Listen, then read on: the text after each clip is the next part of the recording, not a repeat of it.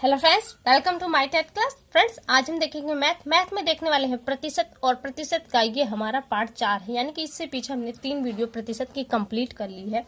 जिन लोगों ने नहीं देखी तो डिस्क्रिप्शन में उसका लिंक है, एक बार आप वहां से उसे जाके देख लीजिए। पार्ट 4 प्रतिशत क्या है। हमने कहा था कि सारा प्रतिशत का खेल 100 के इर्द गिर्द ही चलता है, तो यहाँ पर भी 100 रहेगा। और क्या पूछा गया है इस पर आप गौर कीजिएगा। यहाँ पे जो हमने प्रश्न लिए हैं वो है, अगर 2 बार किसी वस्तु के मूल्य में वृद्धि, कमी या वृद्धि दोनों ही अगर होती है तो कितनी बार होगी? 2 बार। तो उस पर आधारित प्रश्न हो तो आप उन्हें कैसे सॉल्व करेंगे? फॉर्मूले हैं यहाँ पे, इनको देखना पड़ेगा। एक फॉर्मूला आप देख लेंगे तो यहाँ पे 4 फॉर्मूले हैं, चारों का आप क्लियर कर लेंगे। प्रश्न क्या है पहले इसे समझ लेते हैं, फिर फॉर्मूलों को हम बताएंगे कैसे रखना है।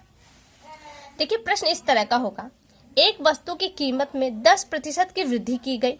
देख रहे हैं ना, एक वस्तु है जिसकी कीमत में 10% की वृद्धि की गई, पुनः यानी कि फिर उसी वस्तु की कीमत में 20% की वृद्धि और की गई, यानी वृद्धि कार्य हुआ 2 बार। तो कुल कितने प्रतिशत की वृद्धि हुई? तो दोनों बार का अगर हम जोड़ दे तो कुल कितने प्रतिशत की वृद्धि हुई ये बताना है। अब यहाँ पे फॉर्मूले को आप समझिए। वृद्धि 2 बार होती है तो पहली वृद्धि या कमी, देखिए यहाँ पे जो वृद्धि शब्द आपने पढ़ा वहां पे कमी भी हो सकता है कि पहली बार में इतनी कमी हुई, दोबारा में फिर इतनी कमी हुई, तो टोटल कितने प्रतिशत की कमी हुई। या फिर ये भी प्रश्न हो सकता है कि पहली बार में उसमें वृद्धि हुई, दूसरी बार में उसमें कमी हुई, तो टोटल उस पर क्या प्रभाव पड़ा ये बताना होगा। तो यहाँ जो x है ये पहले बार होने वाली कमी या वृद्धि को बताएगा, और ये जो y है ये दूसरी बार कमी होने वाली या वृद्धि जो हो रही है इसे बताएगा, और ये प्रतिशत में ही बताएंगे, और आपको बताना भी केवल प्रतिशत में ही है। अब क्या हो, x और y अगर वृद्धि है तो दोनों में हम प्लस का निशान लगाएंगे, अगर दोनों कमी दिखाता है तो दोनों में का निशान लगाएंगे। या एक वृद्धि एक कमी होती है, पहले वृद्धि होती है फिर कमी होती है, तो वृद्धि में प्लस का, कमी में माइनस का निशान लगा देंगे। अगर यह पहले कमी होती है बाद में वृद्धि होती है तो पहले माइनस और फिर प्लस का निशान लगा देंगे। इतना क्लियर हो गया आपका? क्या है, सवाल वही रहेगा, सिर्फ ये जो आपके निशान है इस पे थोड़ा गौर कीजिएगा। अब ये देखिए, हम बीजगणितीय तरीका अपनाते हैं। प्लस और प्लस का जब ऐड होता है तो प्लस का निशान लगता है, और फिर x और y की वैल्यू यहाँ पे हम अंकों में रखें तो क्या हो जाएगा, x इंटू वाई, यही होगा। अंक रखें तो बटे में 100, और जो भी मिलना है वो आपको प्रतिशत में मिलना है, तो आपका ब्रैकेट के बाहर प्रतिशत का निशान हो गया। इसी तरह से दोनों बार जब कमी होती है तो y, और y का जोड़ आता है तो वो प्लस में ही आता है, तो यहाँ पे भी प्लस का निशान, x इंटू वाई अपन में 100 हो गया। पहले वृद्धि हुई फिर कमी हुई, तो कम प्लस और माइनस जब ऐड करते हैं तो माइनस आता है, तो माइनस का निशान लगा, फिर आपका वही अंक उतर गया जैसे उतरना होता है। पहले कमी हुई फिर वृद्धि हुई, तो प्लस और माइनस हुए, तो यहाँ पे इसका प्लस और माइनस का ऐड माइनस आएगा, तो यहाँ पे आप माइनस का निशान लगा दें। यहाँ पे आप जानते हैं अंक वही रहेंगे आपके, सिर्फ आपको निशान पे गौर करना है। फॉर्मूले जब आप रखेंगे प्रश्नों पे तो थोड़ा सा और क्लियर हो जाएगा। तो देखिए, फॉर्मूले आप क्या है, सवाल के माध्यम से आप फॉर्मूला अगर पढ़ते चलेंगे तो फॉर्मूले अपने आप याद हो जाएंगे। x y फिर x और y अपान में 100। अब चिन्ह पर आपको ध्यान देना है कि यहाँ पे कौन से निशान होंगे, और वही आपका ये तीनों चारों फॉर्मूले बन जाएंगे। पहला आप सवाल देखते हैं हम। पहला सवाल अभी आपने जो पढ़ा था वही है कि एक वस्तु की कीमत में 10% की वृद्धि की गई, पुनः 20% की वृद्धि और की गई, कुल कितने प्रतिशत की वृद्धि की गई। आप देख रहे हैं यहाँ पे कह रहा है वृद्धि और यहाँ पर भी कह रहा है वृद्धि, तो इन चारों में से आपका कौन सा फॉर्मूला लगेगा? चारों में से आपका ये फॉर्मूला लगेगा, क्योंकि पहले बार भी वृद्धि हो रही है, दूसरी बार भी वृद्धि, तो दोनों बार हम प्लस वाला लेंगे।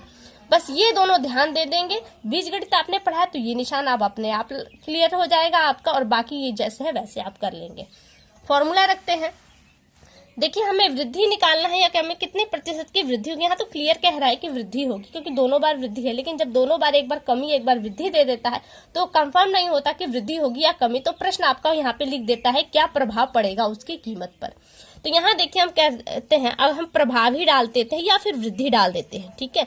तो क्या होगा हमारा, प्लस x फिर क्या है प्लस y, प्लस प्लस का निशान है प्लस, तो यहाँ हो जाएगा x y इंटू 100, ये आपका ब्रैकेट में हो गया, और ये जो मिलेगा वो आपको प्रतिशत मिलेगा।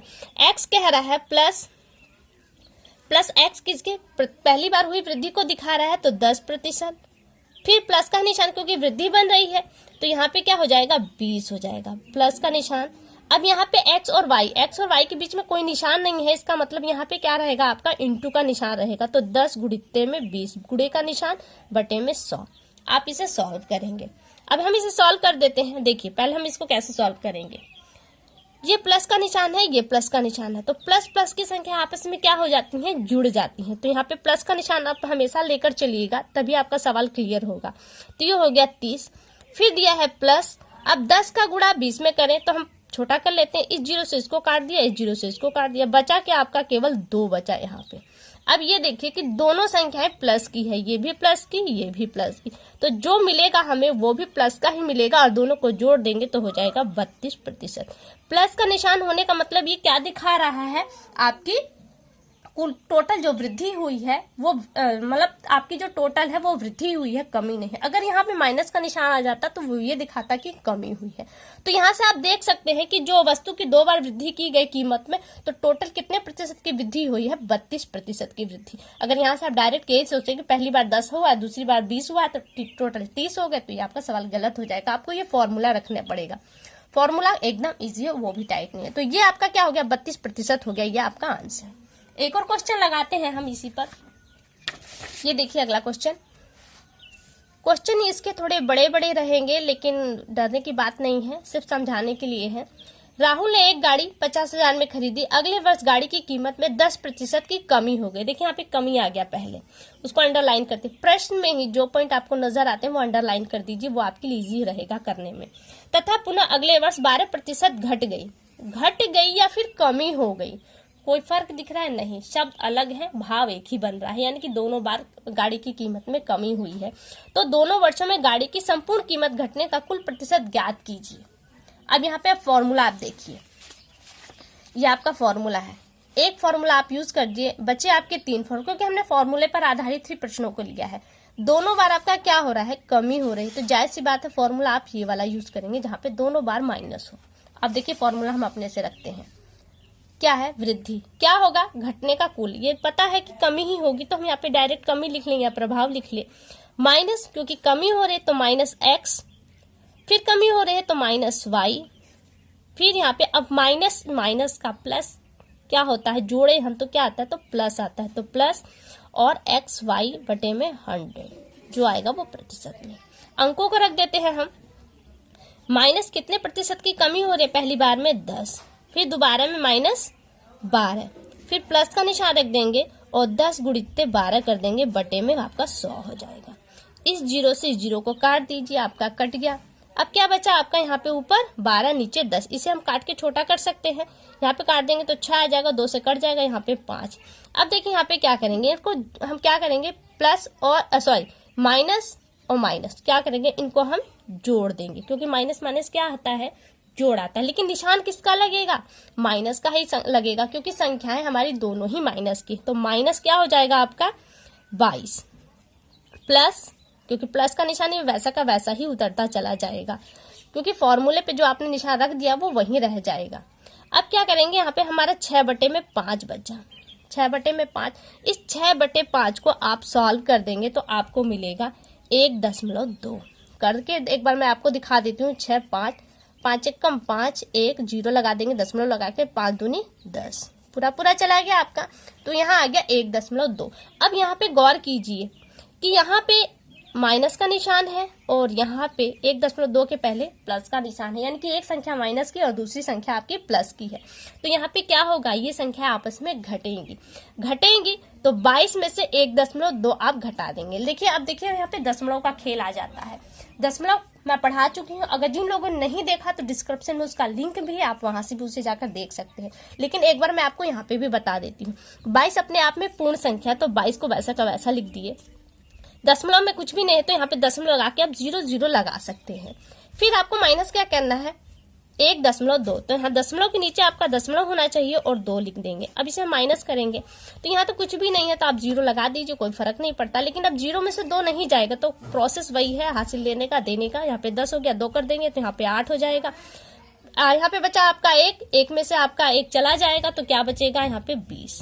तो क्या मिलेगा आपको, 20.80। ये क्या है, 80, ये लगाएं या न लगे कोई फर्क नहीं पड़ता। आपको क्या मिला, 20.80 8% की क्या हो रही है, निशान अब कौन सा लगेगा आपका, यहाँ पे माइनस है, यहाँ पे प्लस। तो जो हमको मिलता है, जो बड़ी संख्या होती है उसका निशान लगता है। तो यहाँ पे बड़ी संख्या आपकी कौन सी है, 22 है, तो यहाँ पे 22 का निशान लग जाएगा। तो ये क्या हो जाएगा, -20.80% की क्या हुई, कुल कमी हुई है। शब्द भी कह रहा है ना कमी, तो माइनस का निशान क्या दिखा रहा है, कमी। तो यहाँ पे हो जाएगा आपका कमी, और ये हो जाएगा आपका आंसर। एक और सवाल लगा देते हैं, प्रश्न आपको काफी समझ में आएगा ये मैं उम्मीद करती हूँ। अगला जो प्रश्न है वो है, किसी वस्तु के मूल्य को पहले 20% बढ़ाया जाए, फिर 20% कम कर दिया जाए, इस प्रकार कुल कमी या बढ़ोतरी क्या होगी आपको बताना। देखिए यहाँ पे पूछा है कि कमी या बढ़ोतरी क्या होगी, ये हमें पता ही नहीं है कि कमी होगी या बढ़ोतरी। तो यहाँ पे आप प्रभाव शब्द यूज कर सकते हैं, या प्रश्न में ही आपके डायरेक्ट ये कह सकता है कि उसकी कीमत पे क्या प्रभाव पड़ेगा। प्रभाव बराबर अब क्या है, आप फॉर्मूला कौन सा लगेंगे, पहले देखिए बढ़ाया दिया है और दोबारा दे दिया है कम। तो पहले हम करेंगे, बढ़ाया है तो +x, फिर कम किया तो क्या चला जाएगा आपका -y। अब एक प्लस एक माइनस है, तो यहाँ पे कौन सा निशान आएगा, माइनस का, और क्या हो जाएगा xy बटे में 100, और जो आएगा वो आपका प्रतिशत में आएगा। x क्या है, प्लस x हमारा 20% है, y क्या है 20% है, माइनस का निशान लगेगा और 20 × 20/100, ये आपका प्रतिशत में ही आएगा। तो ये ब्रैकेट आप बनाए ना बनाए ये आपके ऊपर है। तो ये हो गया। आप देखिए आप क्या करेंगे, एक संख्या आपकी प्लस की है और दूसरी संख्या माइनस की है, और संख्याएं दोनों ही बराबर हैं। तो ऐसे में आप क्या करेंगे, इस 20 में से 20 चला गया तो क्या बचा आपके पास 0। तो हम आप 0 लिखे या न लिखे कोई फर्क नहीं पड़ता, और संख्याएं खत्म हो गई, इसलिए इस निशानों का भी कोई मोल नहीं है, खत्म हो गया। बचा क्या, ये आपका माइनस का निशान बचा, माइनस का निशान, और यहाँ पे भी हम काट देते हैं, इस 0 से इसे काट दिया, इस 0 से इसे काट दिया, बचा क्या 2 यहाँ 2 यहाँ, तो 2 दूनी 4%। कुछ भी आपको गुणा भाग नहीं करना, और ये हो गया आंसर। यानी कि उस वस्तु की कीमत में जब 20% बढ़ाया गया और फिर 20% की कमी कर दी, तो कुल कमी या वृद्धि क्या हुई, उसमें -4% की कमी हुई। तो ये हो गया आपके आंसर। यानी कि करना क्या है, आपको सिर्फ बढ़ाया या कमी, वृद्धि या कमी को देखना, उसके अकॉर्डिंग आप अपने फॉर्मूले को यूज करेंगे, आपके सवाल सॉल्व हो जाएंगे। तो फ्रेंड्स उम्मीद करती हूँ कि आज की वीडियो आपको समझ में आई होगी। अगली वीडियो में आपसे फिर मुलाकात होगी, तब तक के लिए नमस्कार।